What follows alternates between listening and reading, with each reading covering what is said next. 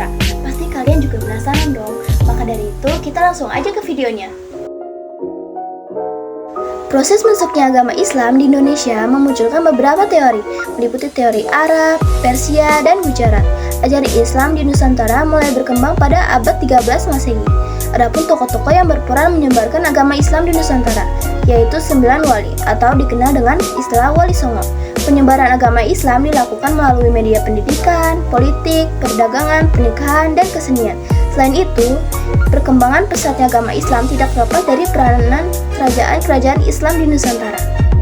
Nah, Pulau Sumatera menjadi wilayah di Nusantara yang menerima penyebaran agama Islam terlebih dahulu loh, dibandingkan dengan pulau lainnya atau daerah lainnya.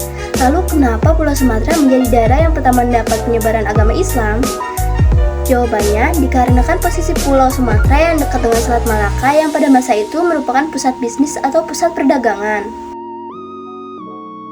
Setelah kita tahu pendahuluan untuk topik kali ini, yuk kita susun topik utamanya, yaitu yang pertama, sejarah masuknya Islam di Aceh, yang kedua, sejarah masuknya Islam di Sumatera Barat, yang ketiga, sejarah masuknya Islam di Sumatera Selatan.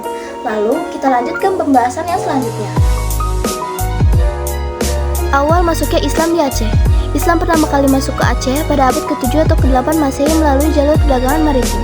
Para pedagang dan mubalik dari Gujarat, Persia, dan Arab membawa ajaran Islam ke pelabuhan-pelabuhan di Aceh seperti Perlak, Lamuri, Barus, dan Samudra. Mereka juga menikahi wanita setempat dan membentuk komunitas Muslim. Sementara itu, adalah perkembangan kerajaan Islam di Aceh. Setelah masuknya Islam, muncul beberapa kerajaan Islam di Aceh yang berperan penting dalam penyebaran agama ini ke daerah lain. Kerajaan Islam yang pertama di Aceh adalah Perlak, yang didirikan pada abad ke-9 Masehi. Kerajaan ini memiliki hubungan dagang dengan Gujarat dan Arab serta mengirim utusan ke Mekah. Yang kedua adalah Samudra Pasai, yang didirikan pada abad ke-13 Masehi. Kerajaan ini merupakan kerajaan Islam terbesar dan terkuat di Sumatera pada masa itu. Kerajaan ini memiliki hubungan diplomatik dengan Cina, India, dan Malaka, serta mengeluarkan mata uang emas dan kaligrafi Arab. Bukan hanya itu saja, kerajaan Islam ketiga di Aceh adalah Aceh Darussalam yang didirikan pada abad ke-16 Masehi. Kerajaan ini merupakan kerajaan Islam terakhir dan terbesar di Aceh yang pernah menguasai hampir seluruh wilayah Sumatera dan sebagian Menanjung Malaya. Kerajaan ini dikenal sebagai pusat ilmu pengetahuan dan kebudayaan Islam, serta perlawanan terhadap kolonialisme Belanda. Selanjutnya, ada sejarah masuknya Islam di Sumatera Barat. Agama Islam pertama kali memasuki Sumatera Barat melalui jalur timur pada abad ke-7 Masehi. Pada tahun 674 Masehi, telah didapati masyarakat Arab Muslim di pesisir timur Pulau Sumatera. Selain berdagang, secara perlahan mereka membawa masuk agama Islam ke dataran tinggi Minangkabau atau Sumatera Barat sekarang melalui aliran sungai-sungai tersebut. Perkembangan agama Islam melalui jalur timur semakin pesat pada abad ke-13 Masehi, ketika kerajaan Islam Samudra Pasai muncul sebagai kekuatan baru dalam wilayah perdagangan Selat Malaka. Samudra Pasai bahkan telah menguasai sebagian wilayah penghasil lada dan emas di Minangkabau Timur. Samudra Pasai juga menjadi pusat penyebaran agama Islam di Nusantara melalui jaringan diplomatik dan perdagangan dengan kerajaan-kerajaan lain. Selain jalur timur, penyebaran Islam di Sumatera Barat juga melalui jalur barat. Didasarkan pada intensitas kegiatan perdagangan di pantai barat Pulau Sumatera pada abad ke-16 Masehi. Pada masa ini, pengaruh kekuasaan Kesultanan Aceh Darussalam sangat besar, terutama di wilayah pesisir barat Pulau Sumatera. Aceh Darussalam adalah pelanjut dari kekuasaan Samudra Pasai yang runtuh akibat serangan Portugis. Intensifnya pengembangan agama Islam melalui jalur barat ini sering dihubungkan dengan nama Syekh Burhanuddin Unakan, yang dianggap sebagai tokoh pembawa Islam pertama ke Sumatera Barat melalui pesisir barat. Syekh Burhanuddin adalah murid Syekh Abdul Roy Singkil, ulama Tariqat Syatariah Aceh. Syekh Burhanuddin dikenal sebagai pembawa aliran Tariqat Syatariah ke Sumatera Barat untuk pertama kalinya. Perkembangan agama Islam di Sumatera Barat tidak terlepas dari perkembangan kerajaan-kerajaan Islam yang ada di wilayah tersebut. Beberapa kerajaan Islam yang pernah berdiri dan berpengaruh di Sumatera Barat antara lain adalah: yang pertama ada Kerajaan Pagaruyung. Kerajaan Pagaruyung adalah kerajaan tertua dan terbesar di Sumatera Barat.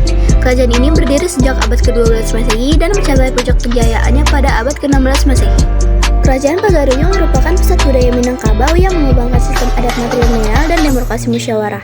Kerajaan Pagaruyung menerima agama Islam pada abad ke-16 Masehi. Yang kedua ada Kerajaan Indarapura. Kerajaan Indrapura adalah kerajaan Islam yang berdiri di pesisir barat Sumatera Barat pada abad ke-16 Masehi. Kerajaan ini didirikan oleh Sultan Zainal Abidin, putra dari Sultan Mahmud dari Aceh. Kerajaan Indrapura merupakan salah satu kerajaan bawahan Aceh yang membantu penyebaran agama Islam di wilayah pesisir barat Sumatera. Yang terakhir adalah Kerajaan Pariaman. Kerajaan Pariaman adalah kerajaan Islam yang berdiri di pesisir barat Sumatera Barat pada abad ke-16 Masehi.